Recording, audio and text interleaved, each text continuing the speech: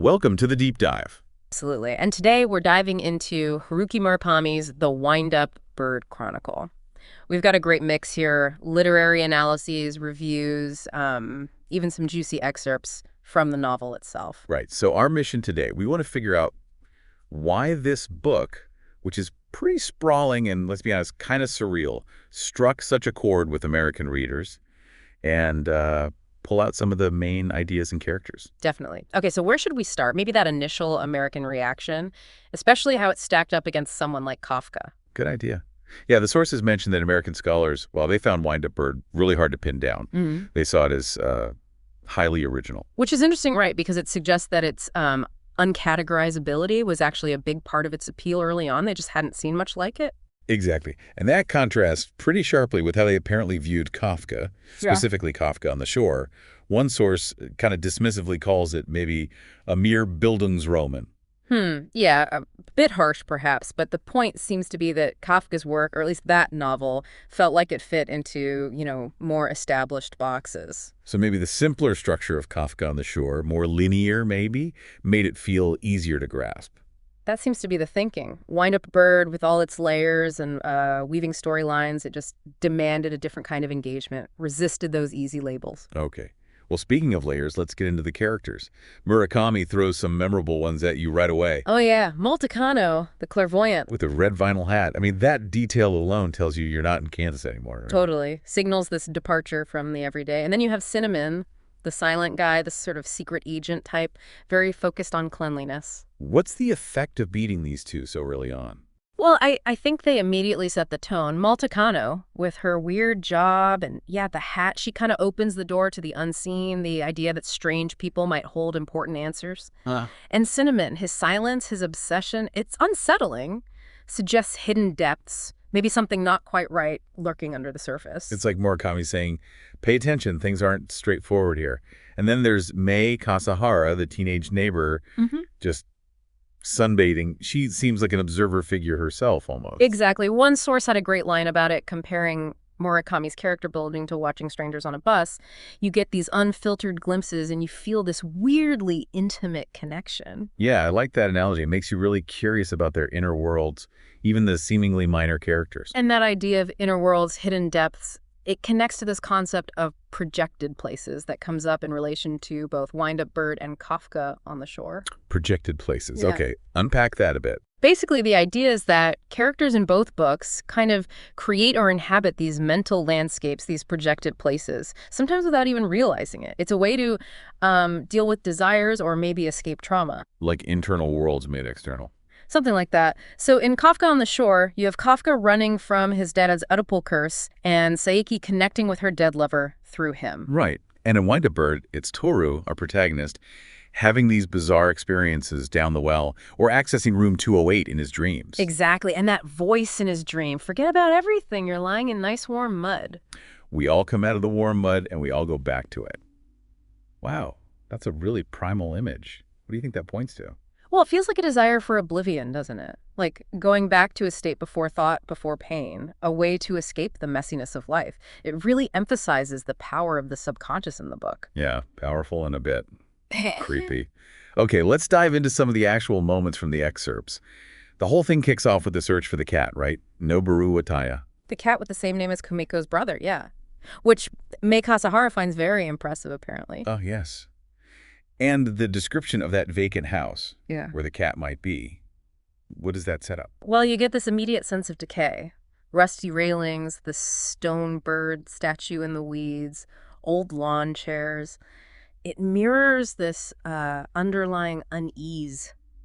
Things falling apart, maybe. Even the flowers, the azaleas, are described as having this unreal brightness. A little hint of the weirdness to come. Exactly. And the protagonist, Toru, his reaction to the phone ringing at the start, he just ignores it. What does that tell us about him then? It establishes his withdrawal, I think. He's reluctant to engage, passive, which is kind of key to his character early on. He wants to solve things himself, maybe, or just avoid them. And even tiny details feel loaded, like Kumiko's earring, the little goldfish one. He notices it when she's silent. Right. It's new, it's unmentioned, and it becomes this focal point for him, highlighting that breakdown in communication, these subtle shifts he's sensing in the relationship. Then Multicano shows up. The red hat, the scented business card. It's sensory overload almost. Definitely marks her as someone operating on a different wavelength. That incense smell, the thin plastic card, very distinct. And we get bits about Kumiko's childhood being sent away. Even the good memories seem tinged with something complex. Yeah, like enjoying time with cousins, but then the grandmother getting all worked up when she comes back. Hints of early separation, maybe some emotional turbulence that plays out later. And Noboru Wataya, the brother, Mhm. not the cat, his transformation from academic to slick media type is also pretty jarring. Oh, totally. It screams appearances versus reality. This idea that people can just reinvent themselves, put on a whole new mask, makes you wonder what's underneath. It's interesting how Murakami mixes these big shifts with really mundane stuff, like Toru noticing the dry cleaner's handwriting or guessing he likes Andy Williams. That's classic Murakami, isn't it? Grounding the surreal in the everyday makes the weird stuff hit harder somehow. It's often in those ordinary moments you glimpse something else. We also learn about Krita Kano, Malta's sister, and their bond through letters. Makes her suicide later feel even heavier. Yeah, it really underscores how even strong connections can't always save someone from their own internal struggles, that deep loneliness. And Krita's story about her encounter with Noboru Wataya, it's disturbing. The source mentions a potential discrepancy in accounts, though. Right, which is a good reminder about unreliable narrators, subjective memory. The novel doesn't necessarily force you to pick a side on exactly what happened, but it presents these conflicting viewpoints. Then there's that really odd scene with the colleague who's out of electricity and needs to be held. Toru's reaction is so detached, warm lumps of flesh. Whew, yeah. Shows his alienation, right? His emotional distance. Maybe it's a defense mechanism against all the weirdness swirling around him. And the survey, counting bald men with Mei Kasahara, it's absurd. Totally absurd. But it speaks to that human need to categorize, find patterns, even pointless ones, and how those patterns stick in your head. May herself is just fascinated by oddities, asking about dying slowly. She's a strange kid. Then there's the uncle's magic touch in business, another unexplained thing dropped into the mix. Yeah, it adds to that sense of mystery, the idea that maybe there are forces at work we just don't understand. Not everything is rational. Then things take a darker turn with Lieutenant Mamiya's stories from Manchuria. Suddenly, we're in this brutal historical reality. That skinning scene. Horrific. It's a huge tonal shift. Mamiya's memories are this stark reminder of real-world violence, the scars of war. It contrasts sharply with the sort of dreamlike present. But even there, he talks about seeing cosmic love amidst the horror. Those contradictions. Paradoxes, yeah. Human experience isn't simple. And his feeling afterward, back in Japan, like an empty shell, that really drives home the psychological cost of trauma. It shows how that trauma just lingers, hollowing people out. Absolutely. It's a recurring theme. The past isn't really past. Then, the moment Toro thinks Kumiko's really left him, he starts making spaghetti and remembers Hemingway's A Farewell to Arms. It's a small detail, but it shows him reaching for something. Using literature, maybe, to process his own confusion and loss. Trying to find a framework. His wandering leads him back to Mei Katsuhara, and she calls him poor Mr. Wind-Up Bird. There's this unexpected flicker of empathy from her. Yeah, she's unpredictable. 1 minute asking morbid questions, the next showing concern, and then that bizarre sexual encounter he has with the woman fully clothed. Right. It just highlights his passivity again, doesn't it? And how detached things have become. Even sex feels unreal. Totally. And then May calls right after, asking if there's any good news. Just odd timing. Then the confrontation. Toru, Noboru Wataya, Malta Kano. Things get tense. Noboru is just cruel, isn't he? About Toru's lack of accomplishment. Vicious. It really lays bare the antagonism, the power struggle that's driving a lot of the plot. Noboru asserting Kumiko wants a divorce. Tori starts questioning the timeline. How Malta got involved, the cat. Yeah. Trying to piece it together, and Noboru just storms off, his face getting all blotchy. Yeah, that blotchy face suggests Toru hit a nerve, maybe. That the smooth facade cracked for a second. Okay, then the well. His descent into the well. Yeah. This feels huge symbolically. Definitely. Going down, reaching the bottom 23rd rung, the source notes, and that description, like the surface of the moon. Yeah. So isolated, otherworldly. What do you think the well represents? Oh, lots of possibilities. A journey into the subconscious, maybe. A place of isolation, deep thought. Maybe even transformation or rebirth. It's a classic liminal space. He's confronting himself down there. And we learn about Kumiko's past affair, which Toru apparently knew about and accepted, which led to them marrying. Shows a different side of him, more empathetic. Right, complicates his passivity a bit. Then down in the well, or maybe in dreams connected to it, he's in that corridor with numbered doors, meets Krita Kano in room 208. Reality is just dissolving. Lines completely blurred. Oh. And Mei Kasahara's question when he gets out, did he think about death down there? And her claim she could have decided his fate. Chilling. Yeah, that adds this manipulative, almost godlike edge to her character.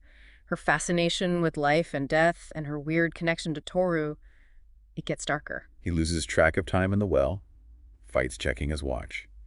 And the memories he has are fragmented, out of order. Just like real trauma or dream logic, right? Disrupts that linear flow of time and narrative. It's not neat and tidy. The climb out sounds grueling.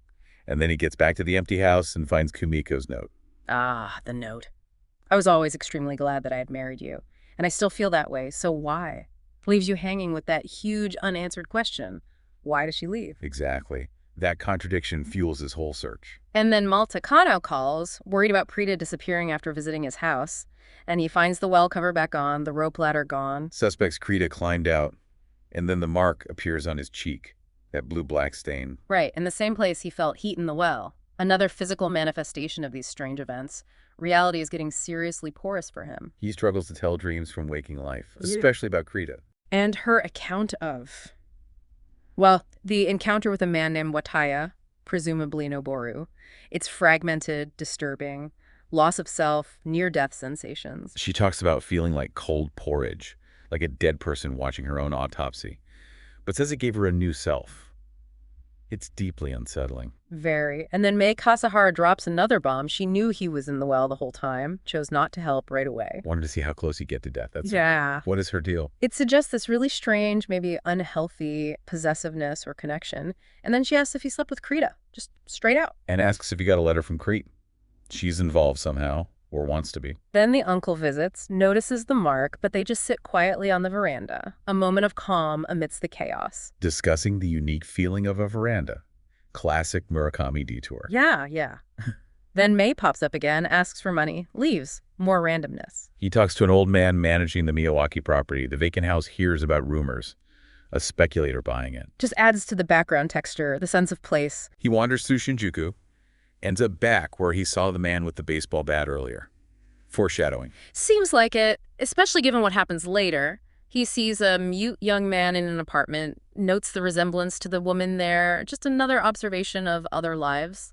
But then May's hypothetical, what'd she do if he tried to rape her? It's disturbing. Reveals this complex, dark inner life. And then the confession, she pulled the ladder out of the well. She put the cover on. Whoa. Okay, so she was actively messing with him. Seems so. And then, after all that, the cat comes back. Noboru Wataya, the cat, reappears after a year. Relief, but still so many questions unanswered. A small piece clicks, but the big picture is still murky. We get more history of the Miyawaki property tranquility than disaster after 10 years, even after an exorcism. Yeah. Suggests some places are just marked. Right, like a lingering darkness. Yeah. And Toru closes the well lid in the dark. A confession of faith, the text says. Accepting the darkness. Feels like a turning point, an acceptance maybe of the unknown, the irrational, committing to facing it. We get more flashbacks, too. Lieutenant Mamiya seeing a Japanese sub-attack an unarmed ship. And Nutmeg's ability to see details, like tattoos, just by staring hard. Adding more layers to the past, the impact of war. And Mamiya's other memory, the zoo animals being killed in Manchuria, the soldiers' reaction, that weird bird cry. And the vet with the blue-black mark. Another connection. The practical horror of disposing of bodies in wartime. It's brutal. Then we shift back to Mei Kasahara, describing her wig factory job. So detailed. The hand labor, the young women working there. Grounding us again in this specific, tangible reality. Her enjoying the empty factory, the disconnected feeling of her life, events, the accident, the survey, meeting Toru. Yeah, she sees life as these random bells ringing, bringing something new each time. The squirrel analogy for hidden memories. Then there's that really dreamlike bit, a boy digging, finding a heart, then someone else in his bed. Blurring dreams and reality again, identity loss. Perfectly captures that feeling of displacement, of maybe not being yourself anymore. Toru sneaks into the alley behind May's house, sees snippets of other lives. Reality spilling out. A microcosm. And then Ushikawa arrives. Working for Noboru Wataya. Oh, Ushikawa. He's described as so peculiar, unsettling. Asking for a beer? Calling himself a private secretary? Yeah, he injects this real sense of creepiness Yeah. and potential threat. He mentions an article, The Hanging House, gives these veiled warnings. Comparing Toru's situation to playing catch in the middle of the expressway. Not subtle, a clear threat. But Toru refuses to make deals, tells him to get out, shows some defiance, finally. Good for him. Then we learned about Nutmeg and Cinnamon's communication, sign language, writing, then just unspoken understanding. It's beautiful, in a way. Shows this incredibly deep, nonverbal bond. Cinnamon's silence is just accepted, his meticulous nature after his grandmother dies. Innate sense of order. And Nutmeg's career fitting clients, dealing with their inner something she couldn't cure, her feeling powerless. Yeah, speaks to the limits of trying to fix people's deep-seated issues. Sometimes you can only alleviate, not cure. May Kasahara again, reflecting on life's illogic. The instant rice pudding example. Life feels random, disconnected. Captures that Murakami theme while trying to find meaning in absurdity. The bell rings, something new happens, doesn't necessarily connect logically. Ushikawa mentions a computer in Toru's house. Hints Kumiko might be using it. Ah, setting up the next phase. Ushikawa says Kimiko refuses to talk directly, even on the phone. His idea. Chatting via computer screens. We get more backstory on Cinnamon doing tours, wearing hand-me-downs, the pain of starting each day, and Nutmeg being an empty shell after Manchuria. Shows the generational impact of that trauma. Nutmeg had to find the resources, rebuild, while Cinnamon carried this quiet burden. Nutmeg selling her company after her husband died, losing her passion. More loss. Yeah. And then Kumiko communicates via the computer. Using that metaphor, dying slowly from an incurable disease, disintegrating. That's why she doesn't want to be seen. It's poignant, right? A powerful image for her internal state. But she acknowledges their shared past, the heavy bonds connecting them, their mutual need. It's not a clean break. No. Then we get connections between Noboru Wataya's uncle and Kanji Ishiwara, the Manchurian incident figure. Talk of war with the Soviets, Manchukuo's strategic importance. Placing the family history within that larger, darker historical context of Japanese expansionism and conflict. Lieutenant Mamiya's story continues. The Siberian mine. Horrific death rates, cruelty, throwing live prisoners down shafts. The ruthless party official. Just nightmare territory. And then he meets Boris the Man-Skinner again in the camp. Boris recognizes him, reveals he still has power, offers Mamiya a liaison role, demonstrates his influence over the guards. Chilling, and then Mamiya tries to shoot him. And Boris says Mamiya isn't qualified to kill him, curses him never be happy, never be loved, as that supernatural dread again. Yeah, that curse hangs over Mamiya. And then, bam, TV news report. Noboru Wataya attacked with a baseball bat. Assailant matches Toru's description, and Toru's bat is gone from the well. Huge cliffhanger moment. Suddenly, Toru looks like he might be involved in violence, not just a passive victim of weirdness. Kumiko's voice on the phone, though, in the dark, acknowledging his search. A tiny connection. Just a voice. Then Toru starts piecing together this imaginative history of the Wataya family, an inherited tendency. Kumiko's fear of having kids, her panic during pregnancy. He figures she got some warning from her sister before she died, understood subconsciously and the boru was harmful, leading to her lifelong anxiety, trying to make sense of it all. Creating his own narrative to explain the inexplicable. And then Kumiko's message cuts off, "You've been here before. You found the way in. You should know where this is, the important thing. Knock on the door." And she urges him to leave.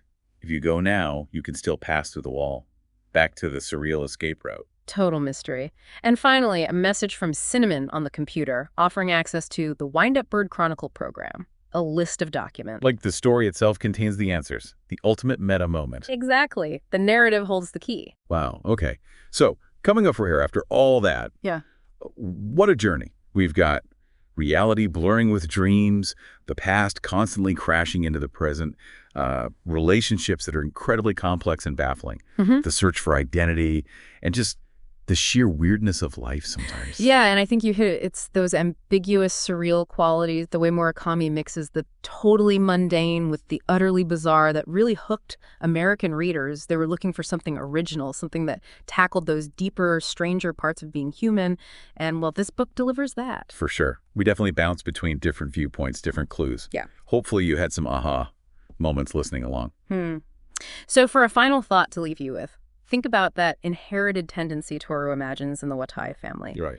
Beyond just genetics, what could that symbolize? Maybe think about it in terms of societal darkness or personal trauma repeating itself, or even those big cycles of history the book touches on. What kind of inheritance is really being passed down? Ooh, good question. Something to chew on. Maybe worth revisiting the sources, or, hey, even the novel itself, keeping that idea in mind. Definitely. Well, thanks for diving deep with us today.